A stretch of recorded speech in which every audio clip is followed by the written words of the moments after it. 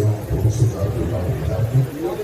दीप ज्योति दीप ज्योति दीपोहतु मे पापम दीप ज्योति नमोस्तुते शुभम करोतु कल्याणं आरोग्य सुख संपदा दोष बुद्धि विनाशाय आत्म ज्योति नमोस्तुते। आपकी तालियां आत्म ज्योति प्रदीप गुरु ज्योति नमोस्तुते गुरु ज्योति प्रदीप ब्रह्म ज्योति नमोस्तुते ब्रह्म ज्योति नमोस्तुते। दीपक के प्रकाश के साथ साथ ज्ञान का प्रकाश भी संपूर्ण विश्व को आलोकित करे, इसलिए और इस मंच पर उपस्थित तमाम नेतागण, पदाधिकारीगण और इस मंच के सामने उपस्थित इस मेला के उद्घाटन समारोह में आए हुए तमाम भाइयों, बुजुर्गों, नौजवान साथियों, छोटे छोटे बच्चों, माता एवं बहनों, ये अजगैबी नाथ एक तरह से दुनिया में, मैं ये बताना चाहता हूं, मेरा तो जन्म ही इस इलाके में हुआ है और दुनिया में इस तरह का व्यवस्था दुनिया में कभी आपको नहीं मिलेगा। करोड़ों लोग एक बोली बोल बम, एक कपड़ा, कलर भी सबका कपड़ा का एक मिलेगा और कोई हिंदुस्तान का रहने वाला है, कोई नेपाल का रहने वाला, कोई बांग्लादेश का रहने वाला है, कोई भूटान का रहने वाला, कोई श्रीलंका का रहने वाला है और सब बोली एक ही बोलते हैं। बोल बम का नारा है, 12 एक सहारा। दूसरे कोई चीज नहीं, इतने बड़े, मैं तो कहता हूं कि इससे बड़ा सेक्युलरिज्म दुनिया में नहीं हो सकता।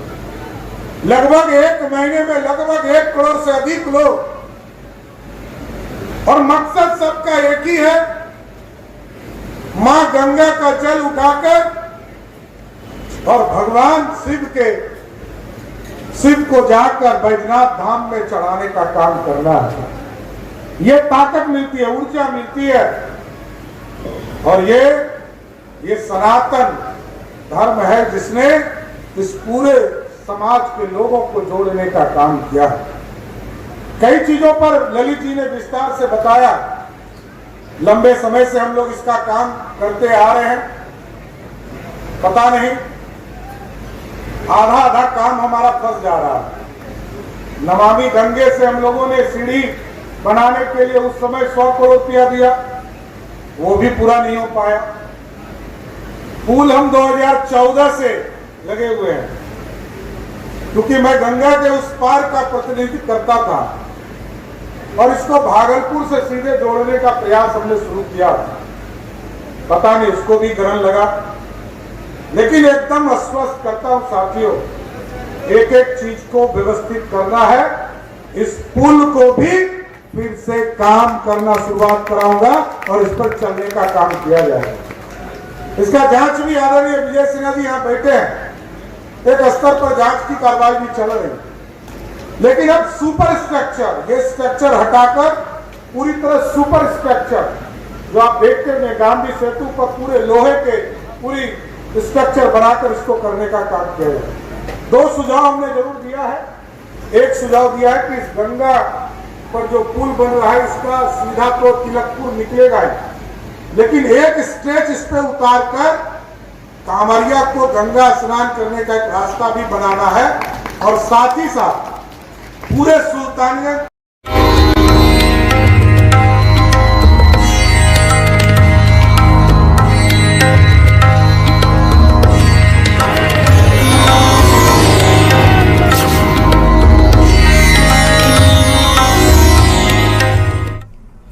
श्रद्धालुओं का कहना है कि सावन के पावन महीने में शिव की भक्ति से हर दुख दूर हो जाता है।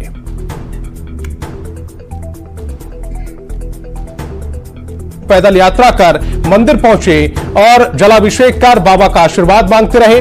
भक्तों का मानना है कि ओमेश्वर धाम स्वयंभू भगवान है। प्रकट हुए हैं, यहाँ पे सारे लोग का अपना मनोकामना पूरा होता है, इसलिए ये बहुत प्रसिद्ध है और यहाँ पे बहुत सारे लोग दूर दूर से आते हैं पूजा करने के लिए। ये अपने प्रकट हो गए हैं, इनको आदमी बहुत दिन से पूजा तपस्या करते अभी इनको श्रद्धालु लोग का मन भर रहा है और ये सब इच्छा को पूरे कर रहे हैं। इसी के चलते श्रद्धालु लोग बड़े धूमधाम से आते हैं और शिव गादी धाम को संथाल परगना को मिनी बाबा धाम के रूप में जाना जाता है। ऐसे मान्यता है कि यहां पूजा करने से सभी मनोकामनाएं पूरी हो जाती हैं।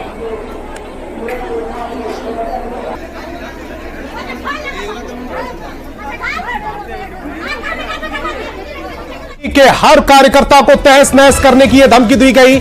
मैं बीजेपी के हर एजेंट को तहस नहस कर दूंगा। इरफान अंसारी की तरफ से बयान आया है। बीजेपी के लोगों ने मेरा प्यार देखा है, गुस्सा नहीं देखा। संथाल में घुसपैठ से इरफान अंसारी का साफ इनकार है। संथाल के किसी जिले में घुसपैठ नहीं हुई। बांग्लादेशी घुसपैठ नहीं कर रहे हैं। घुसपैठ की बात उठाकर बीजेपी सियासी माहौल बिगाड़ने की कोशिश कर रही है। इरफान अंसारी ने बीजेपी पर बड़ा आरोप लगाया है। संथाल में घुसपैठ की जो बातें कर रहे हैं उसको लेकर यह बड़ा आरोप है। संथाल के लोग घुसपैठ की बात से परेशान हो रहे हैं। इरफान अंसारी ने यह भी कहा है।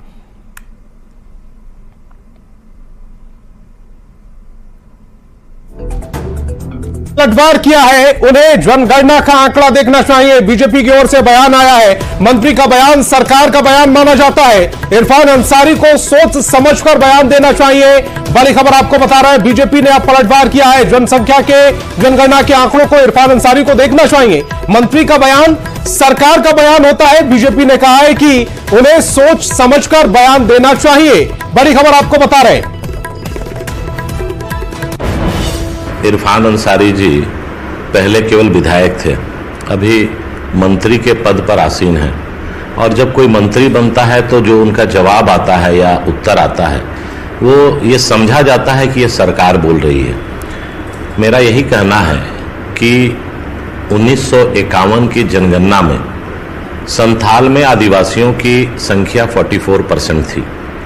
उसके बाद लास्ट जो जनगणना 2011 में हुई तो 2011 में आदिवासियों की जनसंख्या 22% हो गई। हम बिल्कुल तैयार हैं। आप देखते हैं कि जिस तरह से बॉर्डर पर सैनिक हमेशा युद्ध के लिए तैयार रहते हैं, उसी तरह से पार्टी का सिपाही होने के नाते अभी चुनाव का अवसर आया है। तो इस बार विधानसभा में मेरी भी दावेदारी है और हम भी चुनाव के लिए पूरी तरह से तैयार हैं। अगर पार्टी चाहेगी, पार्टी अगर हमको अपना उम्मीदवार बनाएगी तो निश्चित तौर पर इस बार का विधानसभा चुनाव में हम जरूर लड़ेंगे, हजारीबाग से लड़ेंगे। तैयारी तो हमारा पिछले दशकों से चल रहा है और पार्टी अगर देगी तो निश्चित तौर पर पार्टी निराश नहीं होगी और एक रिकॉर्ड वोट से पार्टी यहाँ जीतेगी। तो पार्टी निर्णय करेगी कि किनको टिकट दिया जाए और मैं अपने जनता से कनेक्ट हूँ और ये मेरे लिए कॉन्फिडेंट देता है कि जनता मुझे पसंद कर रहे हैं।